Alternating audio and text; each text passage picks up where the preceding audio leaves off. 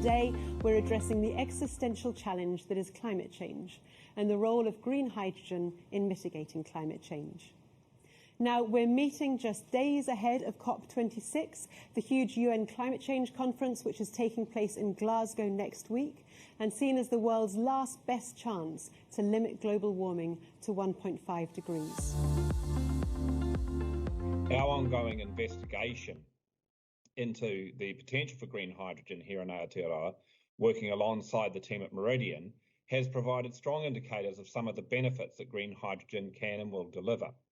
These include a growth in economic activity in the form of new investment and jobs.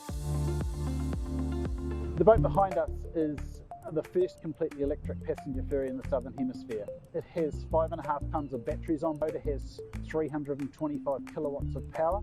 Of course, the boat is completely silent. There's no fumes, there's no motor noise, there's nothing. The carbon footprint of the boat is basically zero. We've had some experts look into that and they believe the carbon footprint of the boat is less than a motorbike. Whatever hydrogen economy will be built up, it's important at the very beginning to take care that demand and supply need to go hand in hand, and that this ecosystem is built up not only in a way that it can grow together, but ultimately also that it is an economically working environment and ecosystem, right? So at the beginning, where the technology might be more expensive, subsidies can come and help.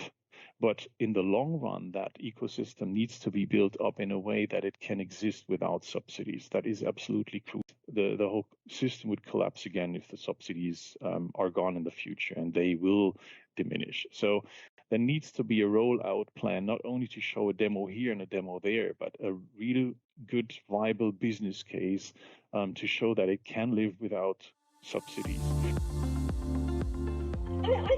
I mean, the role of hydrogen is just multifaceted across energy systems. And so the same applies in a New Zealand context or individual countries as across the Asia-Pacific region. And, hydrogen can be used to decarbonise electricity grids, it's chemical feedstocks, it's transport, it's existing fuel that we use.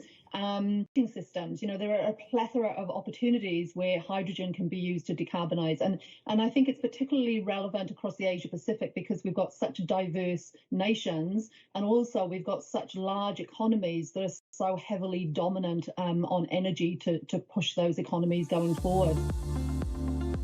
Well, I'd like to think that our economy here in Aotearoa, New Zealand, is suited.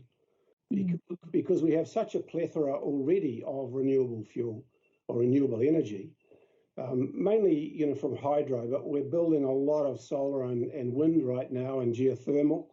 So I think we're in a good place. I think there's a lot of other countries in APEC that are doing this. The most important thing is that we replace oil and hydrocarbons, and we do that with both ammonia, which is another great fuel as well, and hydrogen.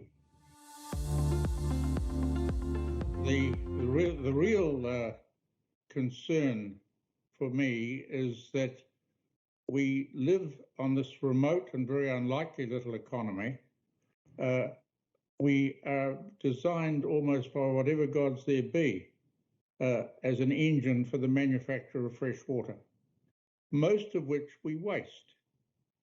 And the storage of it and enhancing the storage of it, whether it's a Lake Onslow project or whatever, I personally would like to see several Lake Onslows.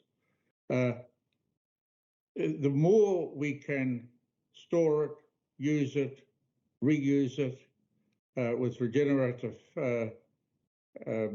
hydroelectricity production, the more we can do that, the more our capacity to produce hydrogen, green hydrogen, on a renewable basis.